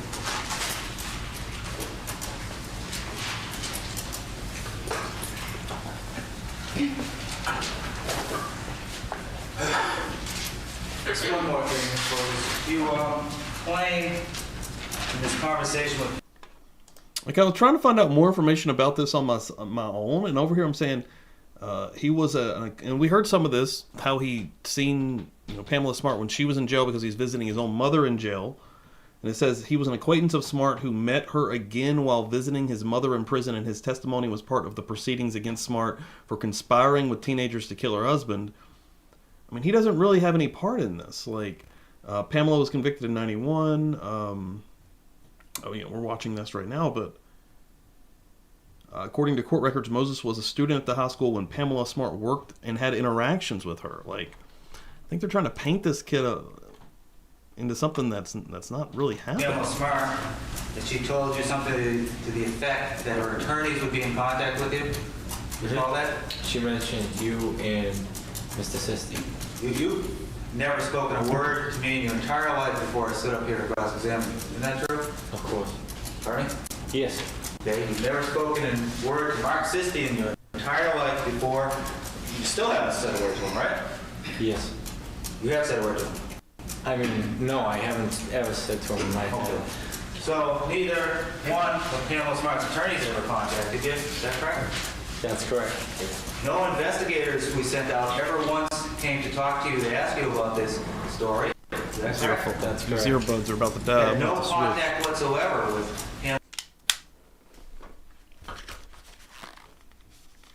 Pamela's attorneys or anyone working for them, correct? That's correct. Thank you, sir.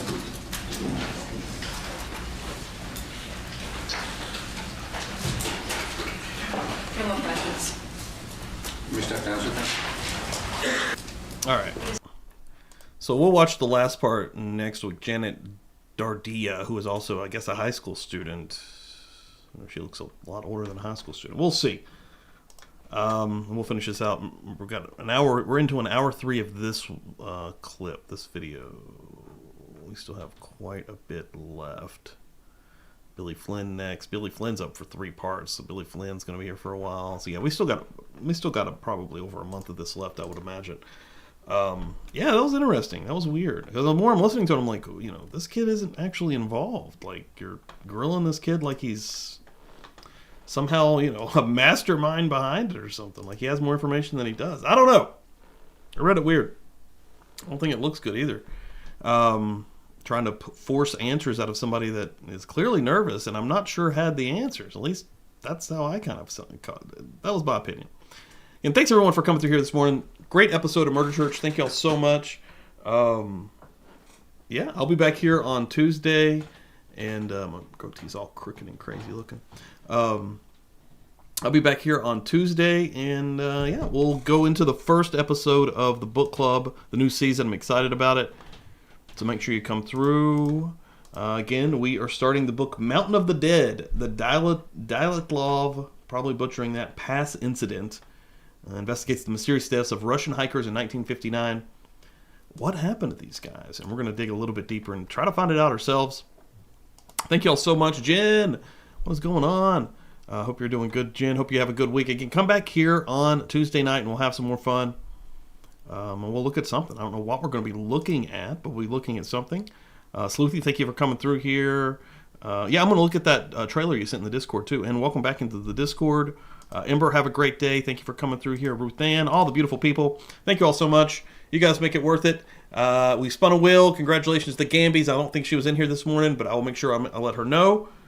She's getting a pin. Hell yeah. Thank you guys. I don't have a wrestling stream tonight. It's WrestleMania Night 2 tonight, and I got a buddy coming over. We're going to be watching that. So, yeah, the next time we'll see you most likely will be Tuesday. If you haven't seen the new ending to the Publicly Buzz streams, here it is. Thank you all so much. Have a great day. I'm going to go shopping and get some food. Please, disperse. Nothing to see here, please.